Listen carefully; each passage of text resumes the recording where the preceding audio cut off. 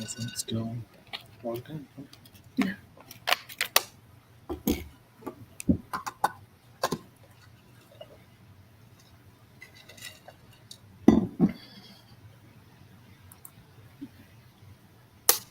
not the one peering over your shoulder.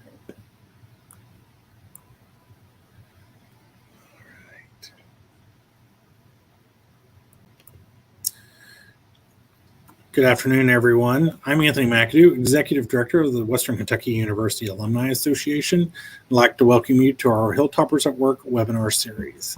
This series showcases continuing education, professional development, and career management topics for WKU alumni and friends. This webinar is titled Communication in a Virtual World and is produced through a partnership between the WKU Alumni Association and our friends in the Division of Extended Learning and Outreach Continuing in Career and Workforce Development Program. Joining us today is Kara Nidell, Program Coordinator for that program. So Kara, welcome. Well, thank you, Anthony.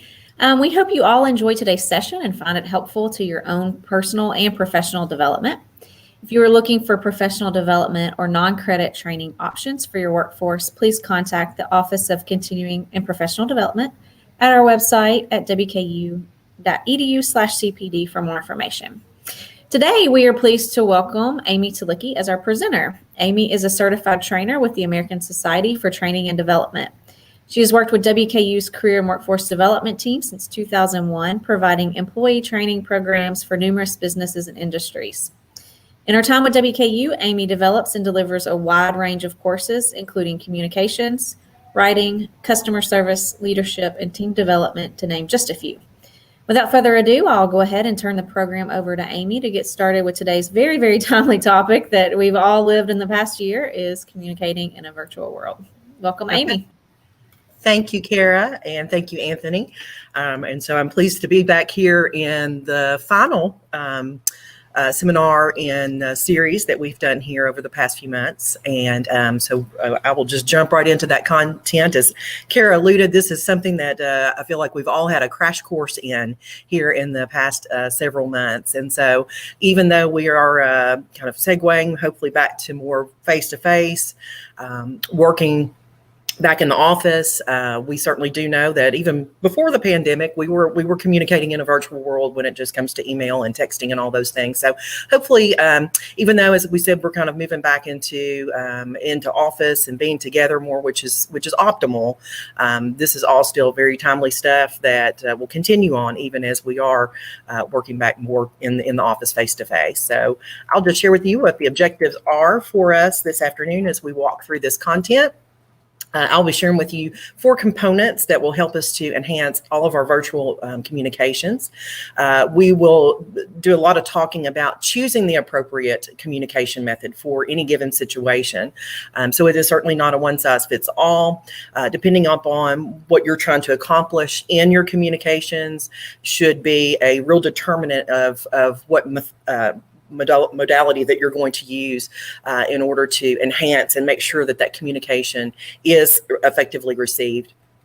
And then so with that, as we begin to look at those different modes of communication, we'll kind of pick those apart and talk about some tips that will make sure that we are communicating in the best way possible, and certainly what to avoid so that we can kind of lessen those misunderstandings and communicating over and over and not really communicating. So we'll talk about how we can do that in a much more effective way.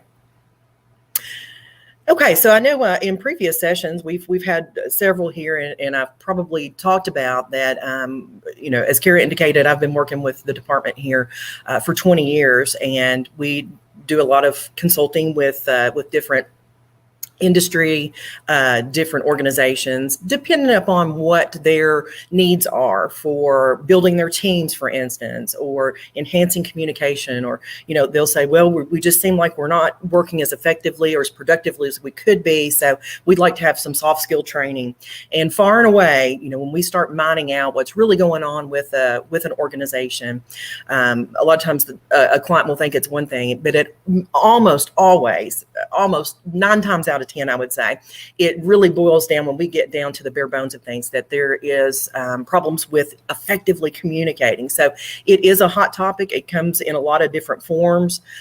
Communication, as we're going to see here in a slide coming right up, there is a lot that goes into communication. So the very basic definition of communication is not a hard one at all.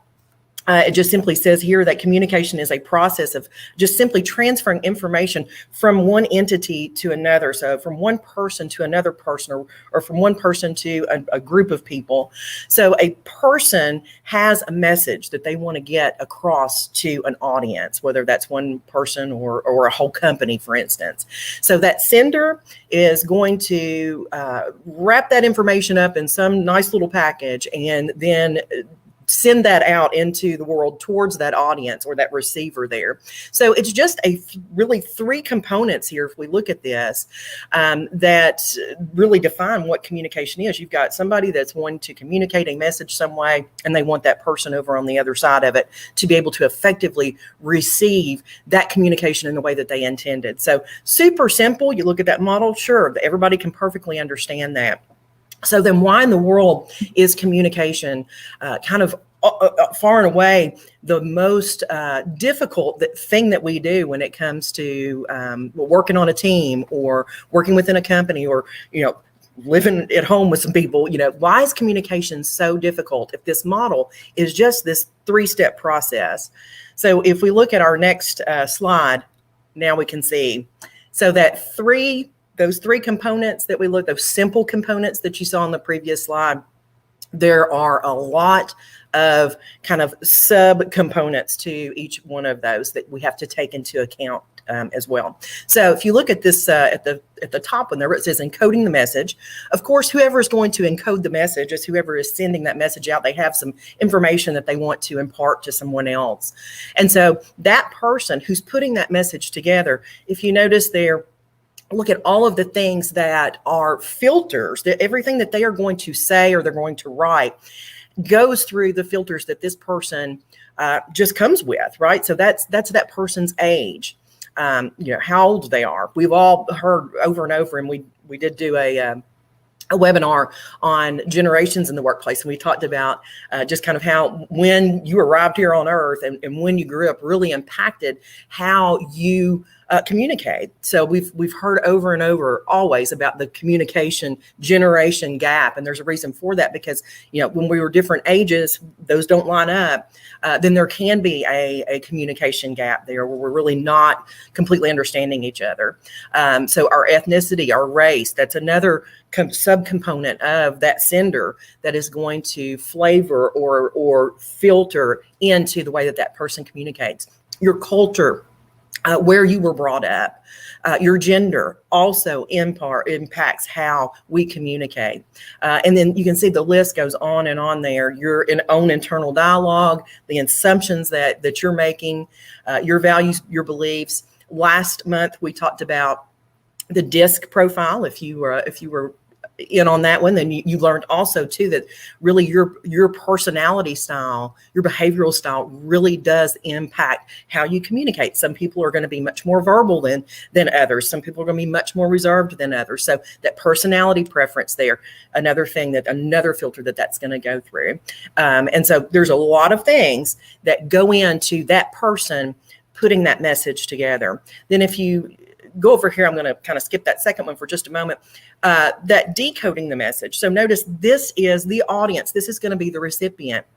And notice they've got all those same subcomponents that person who was sending the message out, that sender has.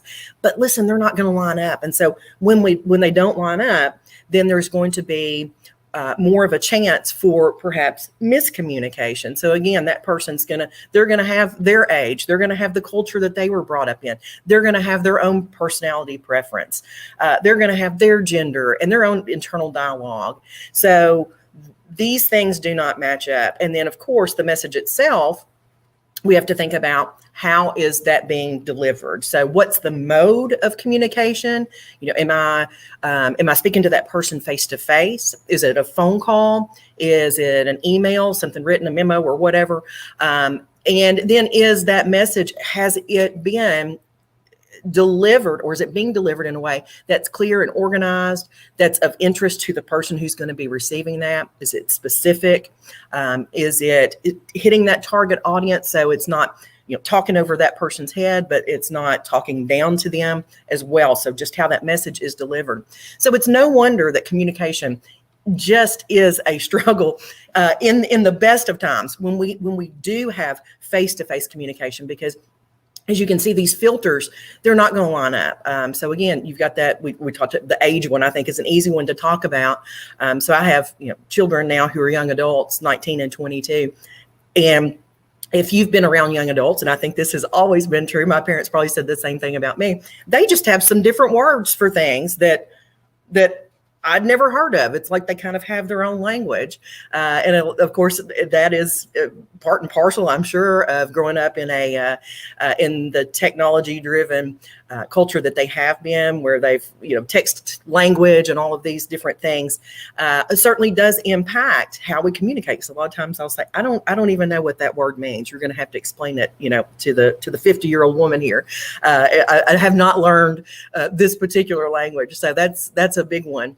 And so if those don't line up, then we have to take greater steps, I think, or more intentional steps to make sure that the language that I'm choosing to use, if I want that person to really understand what I'm saying, that I'm choosing the right words, that hopefully we're going to have more of a shared communication. Because the thing about communication is a person can stand and talk all day to an audience, but if that audience or that person is not receiving that message, if they're not picking up what that person's laying down in the way that that person intended, then that is just lost time. That was just wasted time, because that information it's not communication until that receiver truly picks up that message. So now you can kind of see that's why communication is a big hot topic. It's something we have to work very hard at and be intentional about. So let's look at also how we assign meaning. So when we think about communication, and as we've said, we go through all those filters that sender and that receiver are going to have. And then we talked about, that mode of communication. What's the modality that I'm using here? Is it written? Is it face-to-face? Is it a phone call? So we have to look at the communication breakdown and really what Dr. Albert Morabian says about how we assign meaning. Now this, I've learned this many years ago, but I know that the first time that I learned about this breakdown, it was really shocking to me. What Dr. Albert Morabian asserted where we assign meaning. So he says that in any given communication, people assign meaning, 55% of meaning they're going to assign based on the person's body language as they're delivering the message. So 55%, that's a big portion of that pie chart there. 38% then is tone of voice. So if body language is kind of how that person looks when they're delivering that message, that has everything to do with how they're using their space, how they're holding themselves. Do you look confident? Do you look nervous? It could be facial expressions. Do they look stern? Do they look approachable, comfortable, all of those things. So that's what we're talking about, body language. They're gesturing, facial expressions, anything that you do with the body to kind of enhance meaning. So 38% then, he said, is tone of voice. So if you think about that, that's just simply how a person sounds when they're delivering that message. So that tone of voice. So again, does it sound sincere when they're saying those words? Does it sound threatening? Maybe they sound sarcastic, because we can totally change the meaning of a sentence by simply changing the tone or the emphasis that we put on certain words. It happens all the time. So 38%, which then of course only leaves us with 7% of meaning hinging on word denotation, or that dictionary word or dictionary meaning of any given word or words, putting those words together. So this, to me, when I first saw it, was very shocking. And I thought, how can that be? I've always been told that, choose your words carefully and, watch what you say and all of those things. But if you look at this, Morabian then would assert that it's not so much what you say, but it's how you look and how you sound when you're delivering that message as to the meaning that people are going to hinge on that. So if you think about this, we can have the same string of words here. So let's use an example of you're walking through the office and your boss opens the door and peeps their head out and says, hey, can you come in here for a moment? I need to speak to you. Versus, hey, can you come in here for a moment? I need to speak to you. So same exact words were just used there in both of those examples, but hopefully you can kind of see by the facial expression that I had, and certainly by the tone of voice that I had there too, that I don't know about you, but that first one, I don't mind so much to go to boss's office, but that second one, I'm probably going to be looking for the back door. I don't think I really want to hear what they're going to say because it sounded a little more intimidating and threatening. So it is true that we really do assign meaning. It's not so much what we say, but truly how we look and how we sound when we're delivering that message. So then if we're taking these statistics here, you can see then what the challenge of virtual communication is, because we are going to be able to get the truest meaning of communication when we have that face-to-face, when I can see you, I can see your face, I can watch your body language, and you can see me and vice versa. We can read each other, and I can look at you and perhaps look at your face and see maybe you're confused by what I said. So maybe I need to say that in a different way. And so if we're communicating virtually and we're not able to see one another, according to this statistic here, then we've lost 55% of meaning.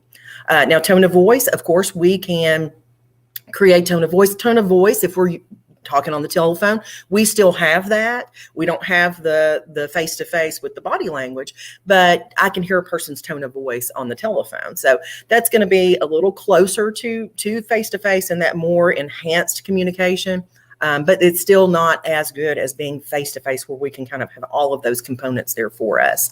And so then again, virtually, we have to think about writing as well. So writing, we certainly do not have body language. If I'm writing an email, or sending a text, I don't have that actual sound of the voice, but as we're going to find out, I can create tone with my word choice here. So it's all in kind of how you lay that out as to how that hope is going to be picked up by that recipient. So these are just the things that we have to keep in mind as we are faced with having to, and there's just going to be times that is our only way of communicating is virtually. So we have to be super careful and make sure that we're kind of covering all of our bases here to make sure that communication then does indeed happen. So let's take a look at, I'll go ahead and pull them all up here. So we'll be picking these apart.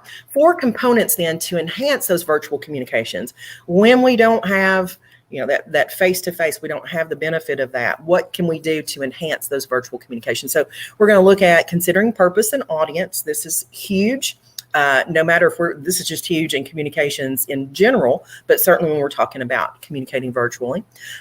We're going to talk about being clear and concise and how important that is and how far that goes to enhance communications when we can get to the point. Staying in step, particularly if we're kind of doing, I know a lot of offices now are kind of doing hybrid time. So it's kind of half the staff is in on a couple of days and then the other half of the staff is in a couple other days. And so we may not all still be coming there, and it may be sometime, and some of us may never get back to that place where we're all in the office, 40 hours a week, full time, all of us at the same time. So how can we then stay in step with one another when we are not necessarily in that office there together? And then finally, and this is a big one, we talked about modality and that being a big component of communication in and of itself. And so we're going to take a look at how can we best match the technology that we have. And that's the great thing about this is that, now we have the technology, whereas, 20 years ago, we wouldn't have had the Zoom and all of the things that we have now, probably, or it would have been much more archaic than what we're able to use now. So we have the benefit of having all these different ways of communicating. So how can we best match the technology to the particular communication situation that we find ourselves in. What am I trying to accomplish with this communication? And then how can I select the best modality in order to communicate in the most effective way? So we're going to take a look at all of those. So the first one then was considering your purpose and audience. So again, we're talking about virtually here, but really this tip goes for just communication in general. Because if I'm not sure why I'm communicating here, if I'm not sure of what my purpose is, whether that's written communication or verbal communication, then I probably need to back up and rethink before I just start spouting off, because I'm probably going to be wasting my time and everybody else's time. So we want to consider, what is it that I am trying to accomplish with this communication? Am I trying to just inform some people of something, or are we trying to make a decision, or am I trying to persuade you to do something? So what is this communication? What's the purpose of it? And what do I want my audience to do with this information? So you're really considering purpose and audience, and that's always going to be kind of your guiding lights there as to what you want to include in your message, what you want to omit, and what you want that audience to be able to do with whatever it is that you're communicating. So back to, if you back in your head can think about that model that we looked at, and we saw all those different filters that both the sender and the recipient have. So when we are considering our audience, then we want to really try to think about the filters that we know that they have. So if you've worked with somebody for a long time, you probably know how they prefer to communicate. You probably know what their personality style is. Are they very detailed? Are they very big picture? Those are some of the things that we talked about with the DISC model earlier. But that can really help you to enhance and make sure that you're reaching that person in the way that they want to be communicated with, that's going to really aid in helping them understand exactly what it is that you meant by any given message. So what's their communication style? What's their pace? And what is their knowledge level? So, what do they know? And that's something that we always need to ask. What does this person or this audience, if it's a group of people, what do they know and what do they need to know? Where is their knowledge level? Because again, we don't want to be talking way over people's heads. If we do that, we're going to lose them from they're going to try to understand, but if you're talking way up here and using terms that they have no idea what they mean, or a bunch of acronyms and they don't know the meaning of that, they're going to stop listening, or they're going to stop reading if it's written communication. So what is their knowledge level? But by that same token, we don't want to talk down and start, splaining everything to people as if they don't know, when probably they do know. So you really try to think about where they are and hitting that target with them, so that you are meeting them where they are, telling them what they need to know. If you're using new terms, defining those before you get set into using those terms, but certainly not talking down and starting from step one and telling them all these things that they already know, because again, they're going to stop listening, they're going to stop reading. So we're trying to meet them in the middle where they are. And then how much information do they need? So again, people want you, we're going to talk about this next, but they want you to get to the point. And so you don't have to tell everything that you know, perhaps just what people need to know in that moment with this particular correspondence or this particular presentation. So how much information do they need? So you really have to kind of sit and ask yourself those questions before you ever begin to tailor that message. And that's what we want to do. We want to tailor that message to that audience. And then what is the chance of misunderstanding? So again, I think if you go back and you think about all of those kind of subcomponents, those filters, what's the chance of misunderstanding? Is this audience going to understand what this means? Here's a perfect example of this. I was talking and keep using the age one as an example because it just happens all the time. But I was I was with my friend and her daughter-in-law. And so her daughter-in-law is, 20 years younger than I am. And we were talking about her brother's little friend. These guys are teenagers, and we were talking about his friend. And she said, well, I don't know. He seems a little like he's kind of up to something. And my friend said, it's kind of like an Eddie Haskell. And my 30-year-old friend was kind of like, who's Eddie Haskell? And so if you, maybe you don't know who Eddie Haskell is, but if you're a person of a certain age and grew up watching Leave It to Beaver, that's just become part of the, lexicon of, I guess, that kind of squirmy person who might be up to something and presents themselves as, one way in front of the parents and another way into trouble, perhaps when they're with their friends. So we did not communicate, right? So that in that particular instance, even though my friend who is my age, we, of course, both know exactly who Eddie Haskell is, but the younger person did not. So what's the chance of misunderstanding? Let me think about, if I use this terminology, will this person understand that? If they're from a different culture, are they gonna understand this? So that's, if I use some type of euphemism with somebody whose first language is not English, we're going to lose them as well. So we have to really think about who is our audience, who's the intended audience, and how can I best reach them?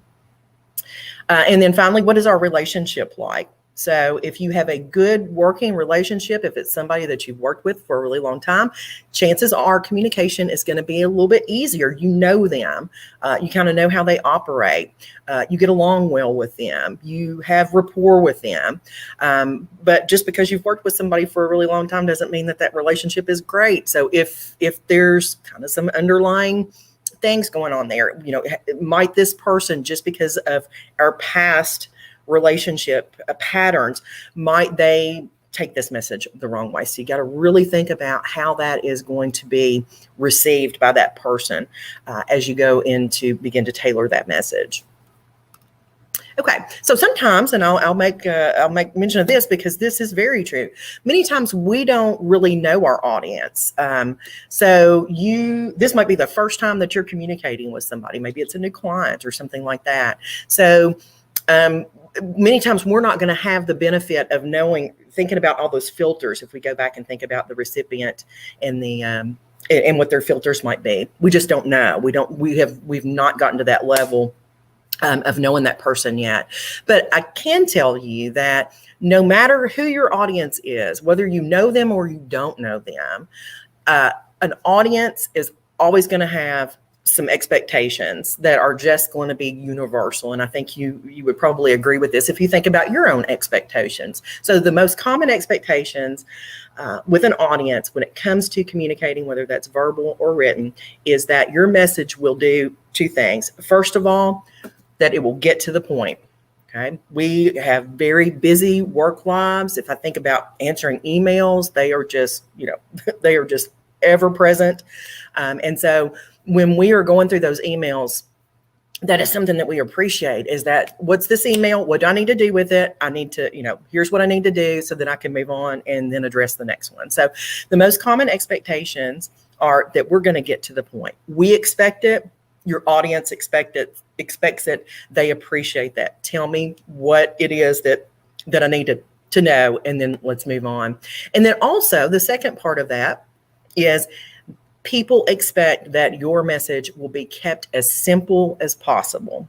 Okay, so people want us to get to the point, and they want that message to be delivered in the simplest way possible. Again, we think about all of those, the time that it takes to respond to emails or go into meetings. And so if you think about, I bet if you thought about your meetings, these would be those two bullet points would be two things that you very much appreciate, that in any given meeting, that in that meeting, we get to the point, we get the business done, and we keep things as simple as possible. So that is always going to be your audience expectations, whether you know them or not. So let's talk about getting to the point, which is just simply the content of your message. Again, whether that's written or in just a verbal communication of some sort. So content just simply refers to the information that we include in that message.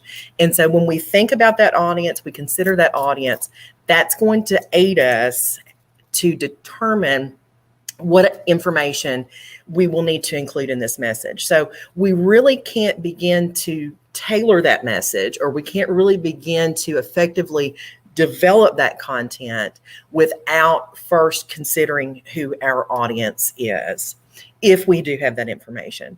So we really want to try to think about put ourselves in their shoes as best we can to kind of think about how this message will be received by them based on those filters that we talked about earlier.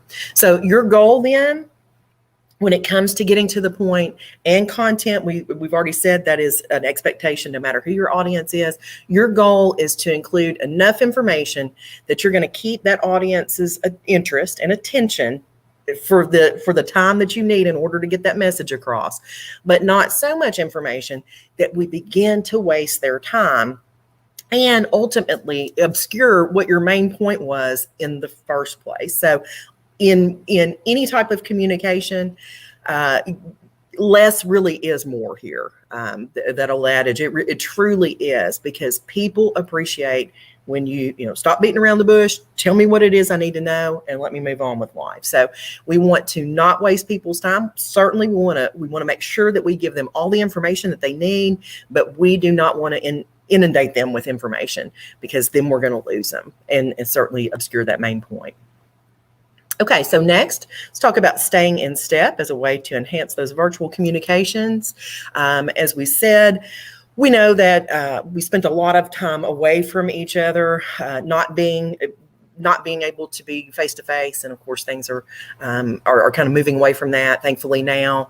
But many of us are still working at least part-time virtually, and may continue to do so for the foreseeable future. So it's very important when we are not all there face to face in the office, side by side, all week long. It's very important that we are very proactive in making sure that we're kind of keeping in step with one another. So we want to prioritize keeping everyone in the loop through a regular communication with the team. And so I know early on, when we all found ourselves very, unexpectedly working from home, I felt like that people really did do a good job of, setting up, let's have a Zoom meeting, that they had never had before, just so that we could try to talk, everybody here at once, and see your faces and kind of hear from everybody and let everybody kind of know what's going on in your world. So, even if you're, let's say that you are miraculously, we're all back in the office,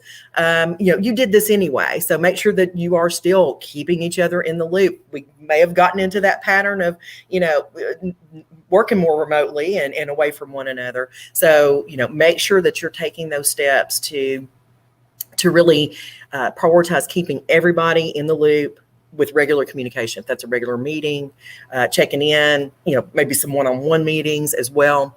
But we have to make that concerted effort, I think, to stay in step and really to continue to function as a team. All right, so the next bullet point says we want to proactively share information regarding what your situation is, your demands, and your priorities. So when we think about having to work remotely, that stuff was not, when you're in the office together, you probably you were more privy to some of those things. But then working remotely, you might not know what was going on. And so certainly when we were working from home primarily, and we had kids there, it's very important and continues to be important that we share information about where we are, specifically within our own personal, looking at my duties that I've got here and my task. So just being transparent with each other and sharing that information about what's going on with you. The next one says, acknowledge receipt of important messages, even if that immediate action isn't possible. And this is very important. It happens all the time. In fact, I was just having a conversation with somebody about this as kind of a pet peeve.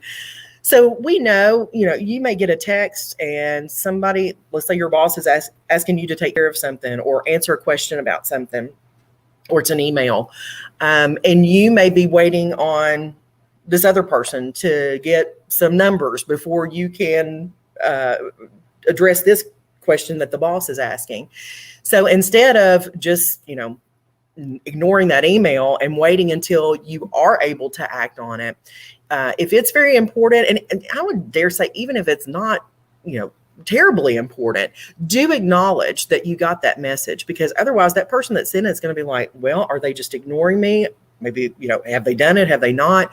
So it's just really important to acknowledge that you got that, even if you can't act on it at that time. And so that's just simply answering that text or that email and saying, I received your question. I'm waiting on Sam over here, who's supposed to bring me the numbers by the end of the day. And as soon as I have those in hand, I'll be able to, synthesize that data and send it on your way. So, then that person knows, well, it didn't get lost in the abyss, and this person's working on it. Their hands are tied right now too. So very important to do that. The last one says to seek some clarification to better understand other folks' behavior or intention before jumping to conclusions. So, we're all guilty of that. In fact, if we go back and we look at that model that we were looking at with the different subcomponents there, and one of those subcomponents for both the sender and the receiver is assumptions. Everybody, we kind of walk around with assumptions. And so we have to really, I think, look at those assumptions that we're making closely to make sure that we're not assuming something that's going to get us into trouble or cause us to, again, jump to a conclusion that is just going to take us further away from being able to effectively communicate. Now we're really miscommunicating. So seek clarification. That may go back to that second bullet point there of proactively sharing information about your situation and demands and priorities and all of those things. Find out where somebody is before you just assume that they're slacking and not doing their work. There may be something underlying there that's driving, that behavior that person is not getting things done. So try to understand, ask questions, seek that clarification first. Okay, so let's take a look then at our final component of enhancing virtual communication. And it's an important one because it has to do with that modality again. So we want to match our technology to the communication situation that we find ourselves in. Because, Zoom, and we've really relied on that in the last year or so, and it's great, but it is not necessary to Zoom every single time. An email might be fine. So how do we then determine what is the best mode of communication for the communication that I'm trying to send out? So, excuse me, it says the purpose of the communication should determine the delivery mechanism. And so we've already talked about that before you ever begin to construct that message, whether it's verbal or it's going to be written, that we want to think about why am I communicating? What's the purpose of this communication? Second component then, of course, is the audience and who's going to get this information. But that purpose should be the main determinant of what the delivery mechanism is going to be. Carefully consider your goals. Again, what am I trying to accomplish by communicating this out?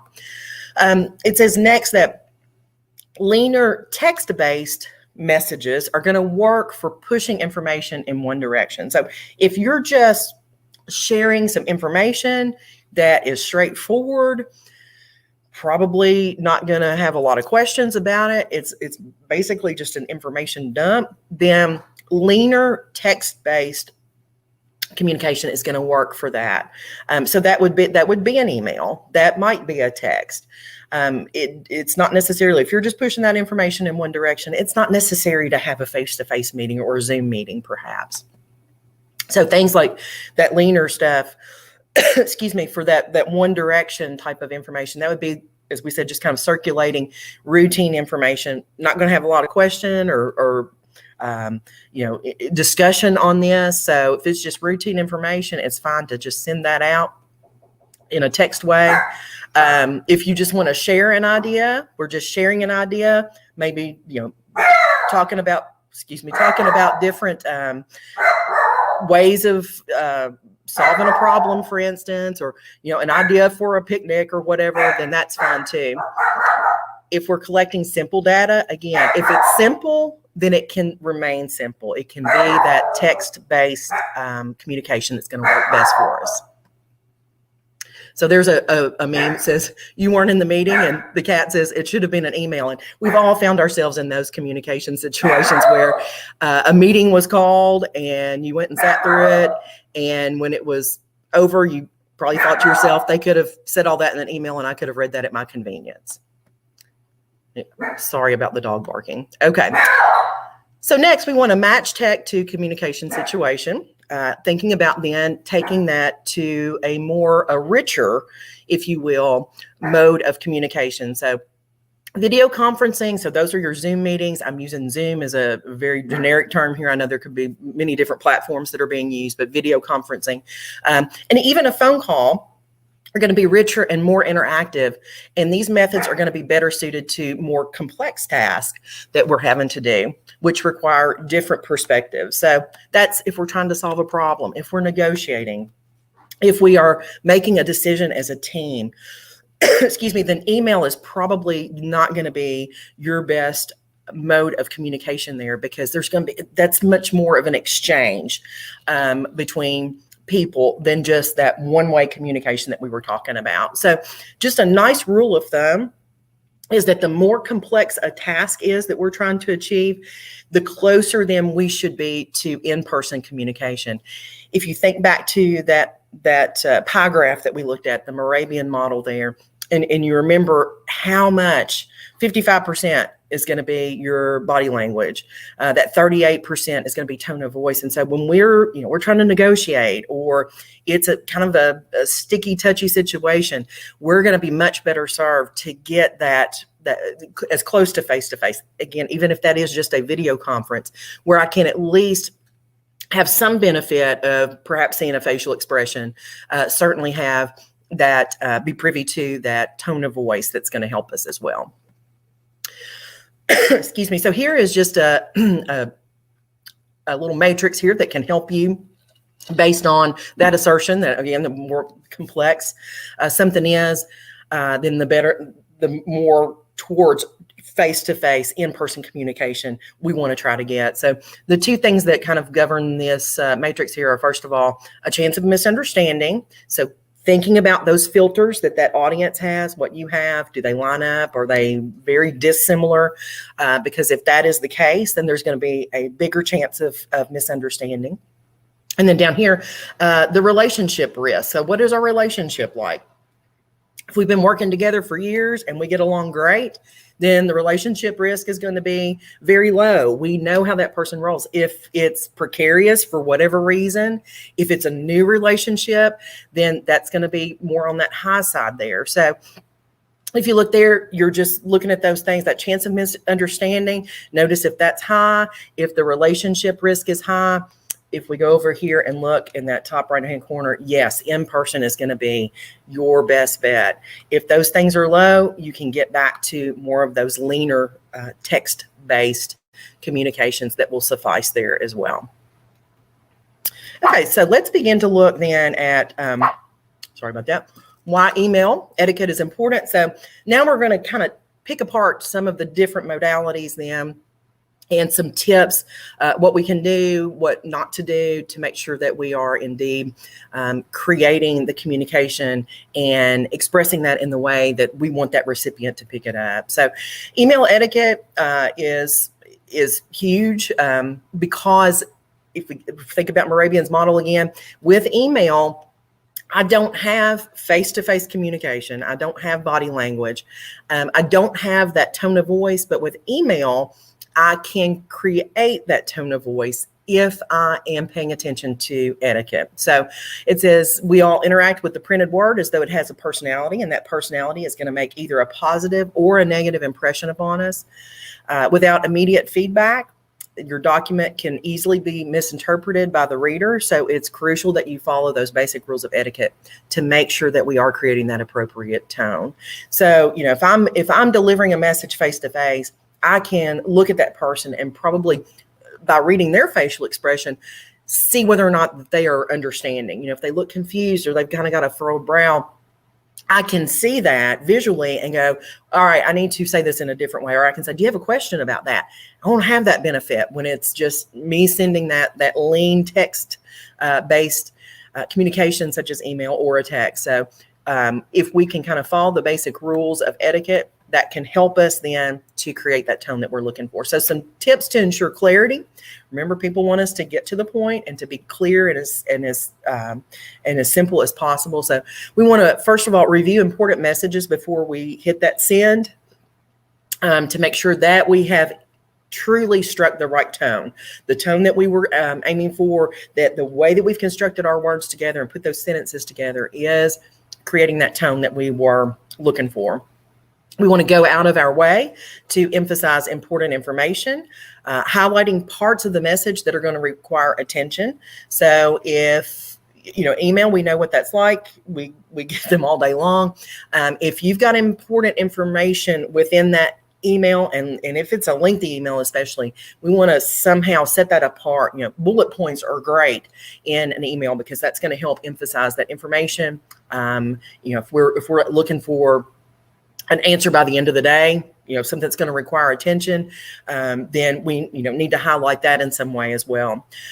Use response requested if that is the case. If you are looking for a response, you need a yes or a no or a yay or a nay or whatever it is, use response requested within that subject line, that thing that they're going to immediately look at as they open that email, so they will know that, yes, this requires a response of some sort. That's gonna up your chances of actually getting that response if you include it in that subject line. Okay, we want to separate request into multiple emails to increase prominence. So if you have lengthy emails and there are 18 requests within one email, you are really sabotaging yourself. You're not going to get those 18 responses. So if it becomes this, a laundry list, so to speak, then we probably want to separate those out and have those be separate emails. And this is not only for clarity, but I think it's also for ease and organization. When that person, and we've all been there too before, where something was so far embedded in an email that had a subject line that had nothing to do with, this particular thing, and you try to go back and search for that in your inbox and you can't find it anywhere because it was buried. So it's just ease for organization for the recipient as well. Next, we want to err on the side of positivity through word choice to try to mitigate the tendency toward negative interpretation. And I will tell you that it's just the nature of written communication, and it's because we don't have that body language and that tone of voice that we talked about earlier, that we're going to read that more negatively. We're going to kind of go in with that negative bent. So we want to try to stay as positive to alleviate that. So that comes through word choice. We'll talk a little bit more about that next. So creating tone in email and text. We can do that with our word choice, writing in that positive tone I was just mentioning. And that just looks like the difference between when you complete the report versus if you complete the report. So that first phrase is positive. It sounds like, I believe that, that you're going to get this finished, versus, well, if you ever get around to that kind of sends that negative tone. And, it's very subtle. You might not have even noticed that, but just make sure that you're creating that positive tone. And it's just the simple, changing out that if and when can make all the difference in the world in creating that positive tone. Also, avoid negative words that begin with un, non, ex, or that end with the suffix less, because all of those words have that negative connotation. You can say that in a different way. Ex-employee versus previous employee. It just sounds less negative. Use contractions that are going to help add a friendly tone. And so this is contradictory to what a lot of us learned growing up in school. Is, you were told not to use contractions. But when we're talking about business correspondence and emails and text and things like that, it's very important that we do use those, because that's going to create more of a conversational tone. So we do want to add that. Next up, we want to try to keep the email brief, and that is one screen length. We all know what it's like to get an email and you just keep scrolling and scrolling and scrolling and scrolling. So we're going to lose them. There are different ways to do that. I know that there's sometimes that you can't get away from that. It's just the nature of the information that you're having to send. But if possible, we want to try to keep that to one screen length. We want to return emails within 24 hours. Back to that other tip that we talked about, even if you are reporting that you can't do anything about this action that's been, requested of you, still return and say, I'm working on it. I'm still waiting on this, just to acknowledge that, you're not ignoring that message, or you didn't get it, or something like that. We want to check for punctuation, spelling, and grammatical errors. So I know that the nature of email is that it's immediate, and sometimes we just shoot those off, but punctuation, spelling, and grammar are all very important. So we want to make sure that that we're checking for those things too, and use caps only when appropriate. We know that the use of all caps all the time denotes that we're yelling, so please don't do that unless you are intending to yell. Use a font that has a professional or neutral look, so it's easily read. It's not, yellow cursive, bright neon yellow cursive that's very difficult to read. So just something that looks professional. We also have to know that sometimes email won't work. We talked about, the relationship risk as we've looked at that matrix, just trying to determine which modality is going to suit us best. So, that relationship risk, and is there a chance of misunderstanding? So we know that there are times when we have to take to that discussion out of the virtual world and make at least that phone call where I can at least have that 38% of the tone of voice there. It says if things become very heated, or there's a lot of misunderstanding occurring, or when we're delivering very delicate news, the best way is always still face-to-face. So in person is best. Next best would be, a Zoom meeting or something like that. Now let's talk about texting etiquette as we begin to wrap up here. Texting, of course, that is something that we all use. It's very convenient. It's certainly fine to use it in a professional setting, but there are some things to keep in mind. We want to text only when there is an established business relationship with that person, that I've already had a phone call with them at the very least, or I've met them in person. You would not want your very first, communication with that person to be a text. That you probably want to, have established that relationship prior to that. Pay attention to timing. So texting is very easy. We do it all the time. It's right here at your fingertips, and boom, you can send it right off. And it's not quite as formal as an email, but do pay attention to timing. So if you've got a great idea at midnight, and you want your boss to know, please do not text them at midnight. Maybe jot that down somewhere and text it just with your regular business hours. So just pay attention to timing, even though it is immediate. Know when to make a call. So that's very important too. Think about, what is that message? Maybe I do need that tone of voice. I'm having a hard time creating the tone with my emojis here, and be very selective about using emojis, particularly with texting professionally. Probably, the emojis were created to try to help create tone. That's the whole reason that they are on your phone there. But we want to be very selective about that in professional settings. So know when to make a call if we do need that tone of voice. If you are writing an email, and that kind of goes into the next bullet point there. If you're writing, not an email, if you're writing a text and it's just going on and on and on, maybe this warrants a phone call. This is too much. You don't want to be writing a book when you're texting. If you are, then you probably want to select a different mode of communication there. And as we talked about, just remain professional. It's fine to use texting in a professional situation, but we want to remain professional in that. And of course, reply promptly. So that's the nature of texting. It's quick. There's not we can do that much more casually than we can write an email or even pick up the phone and call.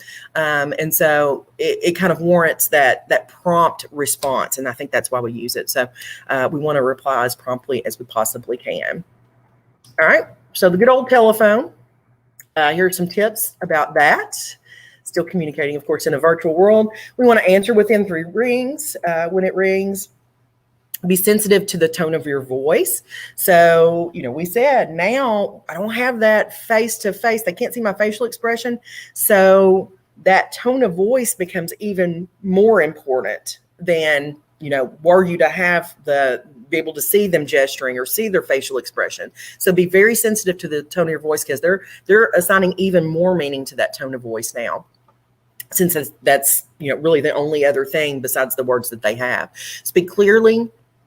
We want to only use speakerphone when it is necessary. Actively listen and take notes. So if you're listening and you have, that can help you then to come back and ask some questions once that person is finished, saying their piece or speaking first. Be mindful of your volume. So not speaking too loudly, of course, not speaking too quietly. Then finally, some video meeting tips. This screen here looks very familiar to all of us these days. And so just some things to keep in mind. If you are video conferencing, first of all, dress for the job. And that means don't wear your pajamas. We've seen over the last few months, we've seen many snafus that people have kind of done there by perhaps not, dressing from the waist up and then forgetting their camera, in their boxers. So just think about, how you look. Are you presenting yourself just as, and you may not dress to the nines as you would in person, but do dress professionally enough so that, they are still seeing you. That's the whole point of the video meeting, is that they can see you. So just make sure that you're well aware of how you're presenting yourself. You want to stage your video area. So just simply flipping that camera on before the actual meeting starts to kind of, make sure that there's not something distracting back behind you. Perhaps you want to put your friend's pet in another room in case somebody knocks at the door and gets them started up. But just really be aware of your surroundings and what's back there, because we've all done that too, as we've become accustomed to doing all of these Zoom meetings now. Then, everybody's like, oh, is that our house? Oh, that's pretty. What's that picture? So just make sure that you are presenting, that you're aware of what you're presenting, because people are looking at it. More light is going to be better, but you don't want to backlight yourself, because then you can't see your face at all. You're kind of backlighting yourself. You look like you came down from heaven, in a blaze of glory or something like that. It's very distracting as well. So just again, turn that camera on just a minute or two ahead of time, just to kind of see how things are looking there. Next one, this one is a difficult one for me. Try to look into that camera when you're speaking. I know it's hard to look out at that little teeny tiny pinpoint out there, but do your best to try to look into the camera so that you are kind of making that eye contact. Excuse me, and do a test run with all of your settings. So just make sure, sound and all of those things are in place before you dive into that meeting. Next, we want to stay on mute if you're not talking. Again, we've all been there and heard everything in the world, stuff we probably didn't need to hear when somebody failed to mute. And it also cuts down on that background noise. We don't want to eat or do other distracting things during the meeting. So everything is amplified with these video meetings. So if you're eating, we're kind of looking at everybody dead on those Zoom meetings. And so, I can see you eating those Pringles. I can see you, with your finger in your nose or whatever. So just be super aware. Everything is amplified here when we're on a video meeting. If you're the host, we want to only invite those who need to be there. So that kind of goes with just a regular meeting. Don't make people come that, have no interest or nothing to do with this particular thing.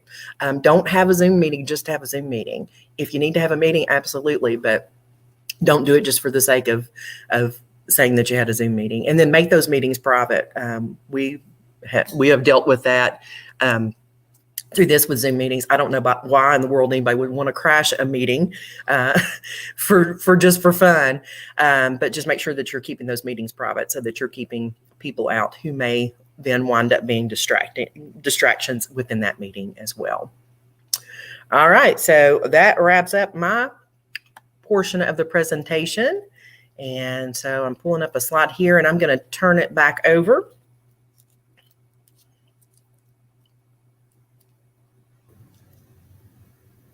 Well, thank you, Amy, for today's great discussion on tips for communicating in a virtual world. And I know the Office of Continuing Professional Development also wants to thank the WKU Alumni Association for the partnership in not only this webinar, but also in the past webinar series that we have held over the past few months. We'd also like to thank each of you that have joined us for this webinar during its live broadcast, and to those watching through the recording as well. If today's session has you wanting more, the Office of Continuing and Professional Development has numerous training offerings for your personal and professional growth, as well as training needs for your workforce and place of employment. There are several links on your screen currently that outline just some of our offerings, with the first link being a discounted link for some training offerings.